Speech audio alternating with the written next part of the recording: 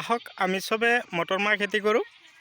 তো নমস্কাৰ বন্ধুসকল, মই হাতীমে আজি আকৌ নতুনকৈ ভিডিঅ' আপোনালোকলৈ পঠিয়াই আছোঁ। আশা কৰোঁ মোৰ ভিডিঅ'খন আপোনালোকে আৰম্ভণিৰ পৰা শেষলৈকে নিশ্চয় চাব। চালে গম পাব যে মই মটৰমাহ খেতিৰ বিষয়ে আপোনালোকক দুই এষাৰ কথা কৈ দিম থুলমূলভাৱে। আপোনালোকে এই কথাখিনিৰ ওপৰত ভিত্তি কৰি যদি আপোনালোকে মটৰমাহ গছত যতন ল'ব পাৰে, তো আপোনালোকৰ মটৰমাহ গছত তাৰমানে কোনো ধৰণৰ ফুল ঝৰি নপৰে, অথচ আপোনালোকৰ মটৰমাহ গছত দ্বিগুণ ফলন বৃদ্ধি পাব। তাৰ কাৰণে আমি কি ব্যৱস্থা হাতত ল'ব লাগিব, তো মটৰমাহ খেতি কেনেকৈ কৰিব লাগে, কি সাৰ দিব লাগে, কি ধৰণে যতন ল'ব লাগিব, জলসিঞ্চন কেতিয়া কৰিব লাগিব, কোনটো ছিজনত মটৰমাহ গুটি লগালে আটাইতকৈ বেছি ভাল হ'ব, এইবিলাক কৈ বহুতো ভিডিঅ' আপোনালোকলৈ মই পোষ্ট কৰিছোঁ অলৰেডি। তো কথা হ'ল, আপোনালোকে মোৰ চেনেলৰ নতুন ভিউৱাৰ্ছ হৈ আছে নেকি? তেনেহ'লে মোৰ চেনেল প্ৰথমতে ছাবস্ক্ৰাইব কৰি ল'ব আৰু কাষত থকা বেল আইকনখন আপোনালোকে অন কৰিব। এই ধৰণৰ ভিডিঅ' আপোনালোকে ন'টিফিকেশ্যন পাই থাকিব। তো আজি প্ৰথমে আপোনালোকক মই জনাবলৈ আগ্ৰহী হ'ম সেইটোৱে যে, তো আপোনালোকে যদি এই মটৰমাহ খেতি কৰিছে বা কৰি ভাল পায়, তেনেহ'লে আপোনালোকৰ কাৰণে এই ভিডিঅ'। তো ভিডিঅ' আপোনালোকে স্কিপ নকৰাকৈ আৰম্ভণিৰ পৰা শেষলৈকে নিশ্চয় চাব, চালেহে আপোনালোকে গম পাব।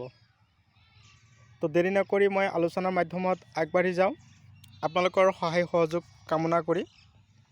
তো কথা হ'ল, এই মটৰমাহ এতিয়া কিন্তু ছিজনটো অলপ ধৰক ডিচেম্বৰ জানুৱাৰীৰ মাজভাগত আহি পাইছোঁ।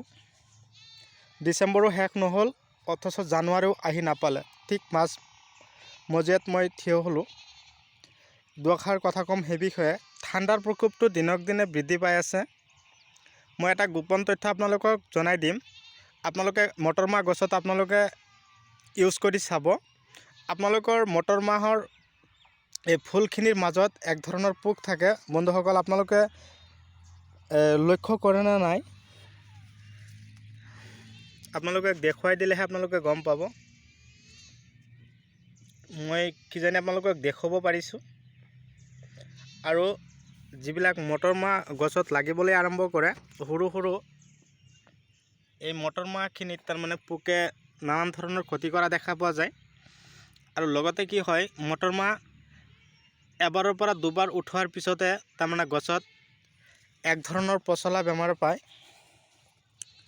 মই আজি দুটা টিপছৰ ওপৰত ভিত্তি কৰি আপোনালোকক ভিডিঅ' দি আছোঁ। চাওক, এই গছটোত মটৰমাহ লাগিছে, কিন্তু গছটো শুকাই গৈ আছে। তো শুকাই যোৱাৰ কাৰণে আপোনালোকক মই আৰু এটা টিপছ জনাই দিম। তাৰ কাৰণে আপোনালোকক লাগিব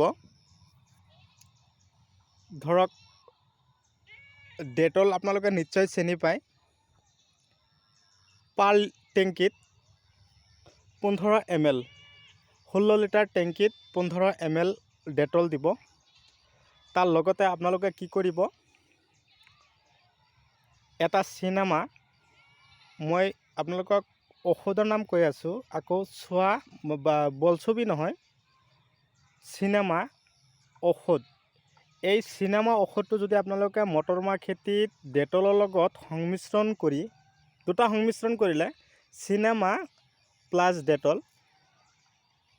তাৰ লগত লাগিব আপোনালোকৰ হালধি গুড়া, শুকান হালধিৰ গুড়া, আজিকালি বজাৰত পোৱা যায়, অৰিজিনটো হ'ব লাগিব। লগত লাগিব এটা এমিষ্টাৰ টপ। চিনেমা, ডেটল, হালধি গুড়ি পাৰ টেংকিত 50 গ্ৰাম, ডেটল 15 ml পাৰ টেংকিত, হালধিৰ গুড়ি দিব 50 গ্ৰামমান, আৰু এমিষ্টাৰ টপ 10 পৰা 12 ml ঔষধ আপোনালোকে ধুনীয়াকৈ পানীৰ লগত সংমিশ্ৰণ কৰি গছত স্প্ৰে কৰিব। আপোনালোকৰ গছত ফলনো দ্বিগুণ হ'ব আৰু কোনো ধৰণৰ পোক আপোনালোকৰ গছত ক্ষতি কৰিব নোৱাৰে। লগতে আপোনালোকৰ খেতিত যদি পচলা বেমাৰে পাইছে বা গছবিলাক শুকাই গৈ আছে, তাৰ কাৰণে আপোনালোকে এই টিপছ ব্যৱহাৰ কৰক। যদি আপোনালোকে ফলন ভাল পায় বা শুকাই যোৱা বেমাৰটো ভাল পায়, আৰু লগতে আপোনালোকৰ খেতিত যাতে দুগুণ ফলন হয়, তাৰ কাৰণে মই আপোনালোকক এই ধুনীয়া ভিডিঅ'খন আপোনালোকলৈ পঠিয়ালোঁ। তো আশা কৰোঁ যে আপোনালোকৰ মটৰমাহ গছৰ খেতি যাতে বেছিকৈ মাটি নুশুকায়। বেছি শুকাই গ'লেও কিন্তু গছখিনি তাৰমানে পচলা কিন্তু বহুত ধৰণৰ আছে। মাটি শুকাই যোৱাৰ পিছত এটা শুকোৱা তাৰমানে পচলা হয়, গছটো শুকাই যায়, সেনেকুৱা ধৰণৰ বেমাৰ আজাৰো দেখা দিয়ে। তাৰ কাৰণে আপোনালোকে মই দিয়া ঔষধখিনি স্প্ৰে কৰক, 100% ছাকচেছ হ'ব পাৰিব। তো বন্ধুসকল, দেৰি নকৰি মই আপোনালোকৰ মাজৰ পৰা আজি বিদায় লৈছোঁ। পৰৱৰ্তী ভিডিঅ'ত লগ পাম। ধন্যবাদ।